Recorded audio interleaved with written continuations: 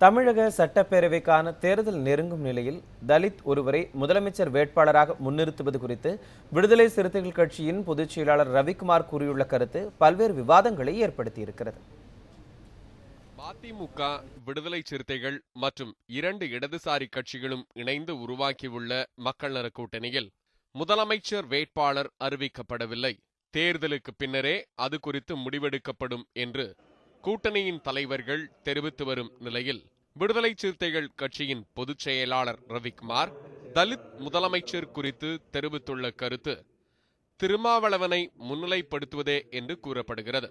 இது குறித்து நம்மிடம் பேசிய அக்கட்சியின் செய்தி தொடர்பாளர் வன்னியரசு, விடுதலை சிறுத்தைகளின் விருப்பம் திருமாவளவன் முதலமைச்சர் ஆவதே என்றும், அதே சமயம் இந்த தேர்தலில் மக்கள் நல கூட்டணியின் முடிவுகளுக்கு தாங்கள் கட்டுப்படுவதாகவும் தெரிவித்தார். தலித் முதல்வர் என்பது ஒரு கோட்பாட்டு அளவில், ஒரு கொள்கை அளவில் எழுப்பப்பட்ட ஒரு முழக்கம்.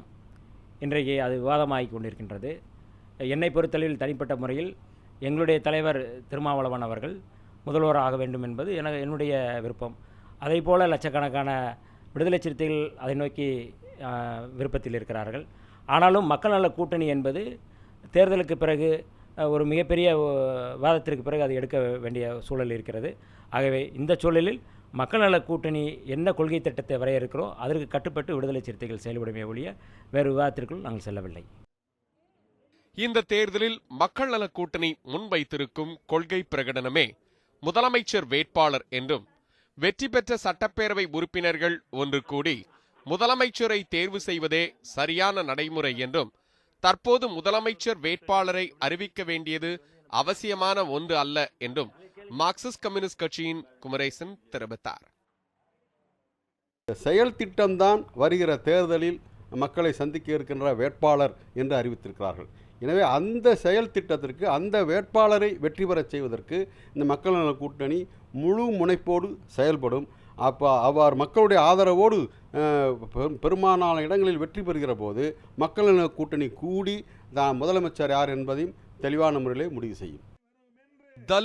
தலித் அல்லாதவர்கள் என்பதை தாண்டி தமிழர்கள் என்ற அடையாளத்தோடு தேர்தலை சந்திப்பதே தங்களின் நோக்கம் என்றும், தங்கள் கட்சியின் சார்பாக நிறுத்தப்படும் வேட்பாளர்கள் அவ்வாறே தேர்ந்தெடுக்கப்பட்டுள்ளதாகவும் நாம் தமிழர் கட்சியை சார்ந்த திரு வியனரசு கூறுகிறார்.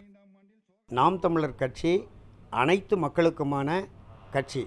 நாம் தமிழர் அரசியல் என்பது அனைத்து உயிர்களுக்குமான அரசியல். அந்த வகையிலே நாங்கள் சாதிகளாக தமிழர்களை பிளவுபடுத்தி பார்ப்பதை ஏற்க இயலாது. அந்த வகையிலே அனைத்து தொகுதிகளிலும் 234 தொகுதிகளிலும் எங்களுடைய தலைவர் செந்தமிழன் சீமான் அவர்கள் தமிழர்களையே நிறுத்துகிறார். தமிழர்களையே நிறுத்தி தமிழர் ஆட்சியை தமிழகத்தில் கொண்டு வர வேண்டும் என்பதுதான் எங்களுடைய உன்னதமான நோக்கமாக இருக்கிறது. முந்தைய சட்டப்பேரவை தேர்தல்களை ஒப்பிடுகின்ற பொழுது இந்த சட்டப்பேரவை தேர்தலில் முதலமைச்சர் வேட்பாளர்களின் எண்ணிக்கை அதிகமாக இருக்கக்கூடும் என்பதே அரசியல் விமர்சகர்களின் கருத்தாக உள்ளது. செய்திப்பிரிவு நியூஸ் 7 தமிழ்.